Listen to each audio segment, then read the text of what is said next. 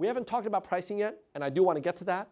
But before I do that, I want to just make sure this all sinks in and you understand all of the assumptions that are underlying this calculation and why it looks so attractive. Yes? Any estimate for the number of rare diseases that even have preclinical, type of research going on, like trying to tackle these diseases at all? It just sounds like 75, an N of 75. Can you get that at all? Yeah. So that was my first question, because when I looked at these kind of rare disease calculations, it looked too good to be true. So I asked a few experts, and you're going to hear from them. In fact, I think it's not next class, but maybe 2 or 3 classes, maybe the 1 or 2 after spring break, we're actually going to have a rare disease entrepreneur as well as one of the world's experts in rare diseases here. And you can ask them yourself, or I'll ask them. But what I've been told is that there are currently 7,000 rare diseases that we know of. 7,000. And of those 7,000, we have drugs for 596. And actually, it's not even 596, because part of that number is drugs for diseases that are not rare, like breast cancer. So the number of rare diseases for which we really have effective drugs is maybe 200 or 300. So there is a lot of room out there for these kinds of portfolios. Yeah, Ellen. I've been getting a little nitpicky, but this would have to be only for drugs for rare diseases, not orphan drugs. Because to your point about Herceptin, for example, or other drugs that have potentially been retroactively classified to add orphan status or whatever, you may see correlations. I mean, if you had one, like if you had Herceptin and then you had all rare diseases, then maybe you'd be okay. Yeah. You can't just say orphan drugs. That's right. Good point. You have to be very careful, and you're not being nitpicky. This is exactly the thing that portfolio managers have to go through. They have to look at every single asset to make sure it makes sense. So, but let me suggest another perspective, which is that there are a number of orphan drugs that are still uncorrelated with each other, even though they're not necessarily rare, because of the underlying mechanism. And that really matters a great deal, the underlying mechanism. So what I'm trying to get you to think about now is not so much to focus on success or failure of any one particular program, but rather how they're related. So at the break, somebody came up to me and described to me a beautiful situation that I would like. Joan, do you want to tell us about what you had in mind, what you pointed out? So there's a recent discovery came out of Harvard in terms of glucagon, and as it relates to diabetes. And the balance of sugar in the body, its equilibrium is with insulin and glucagon. I guess we could say I'm a medical doctor at Children's Hospital. So insulin drops your blood sugar, glucagon raises it. All of our treatment, thought process behind diabetes has been the insulin pathway. And when you think about the body, there's 2 mechanisms that keep your sugar in balance. So some researchers started thinking about the idea of balance. They started looking at glucagon. And they've done experiments now in fruit flies, in mice, and they need to start looking at humans. But what they found in these imbalanced endocrine states is a hormone released in the gut, activin, which we only thought was released in the brain. And that causes your glucagon levels to rise. And they fed these animals high sugar, high calorie diets. And that then caused insulin resistance and obesity and diabetes. When they blocked the glucagon, even on a high sugar diet, the sugar's lowered.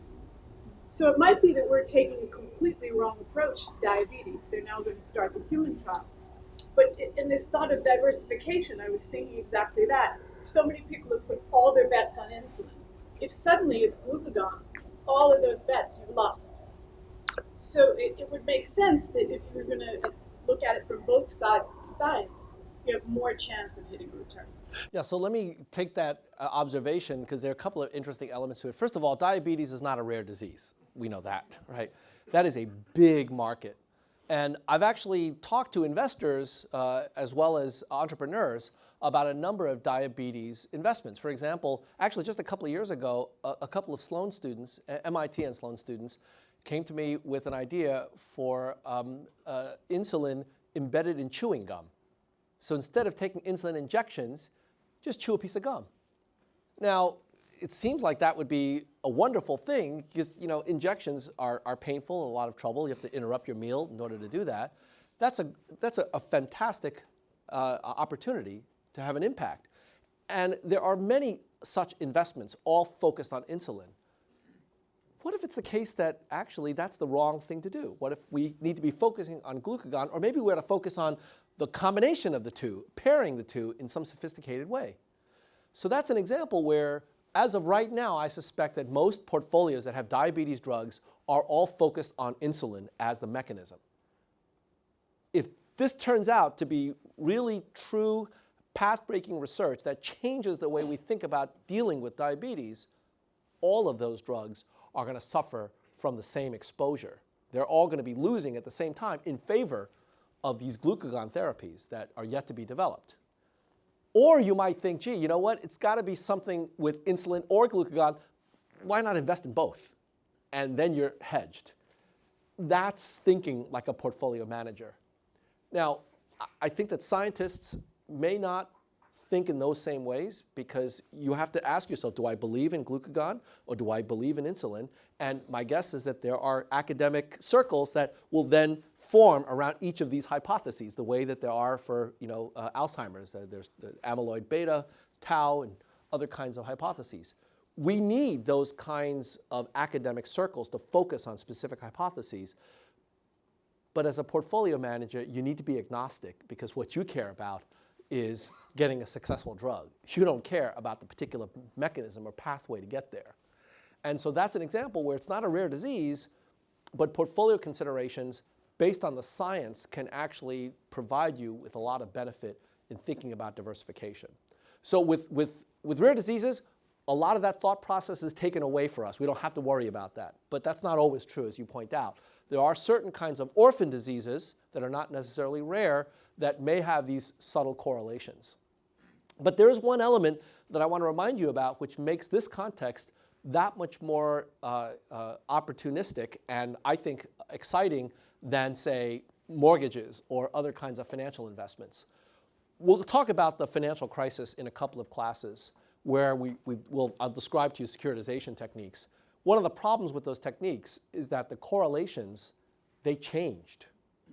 In fact, they changed overnight as the default probabilities among various different mortgages around the country all of a sudden became synchronized because of a decline in house prices across the board. Are the correlations here likely to change? Probably not. If they're based upon the scientific mechanisms, it's unlikely that they're going to change. And if they do, it's going to be because we learn more about it. It's not going to be because the S&P went down or up. So it's unlikely that the correlations are going to be destabilized as a function of market conditions. So those factors need to be taken into account in these kinds of contexts.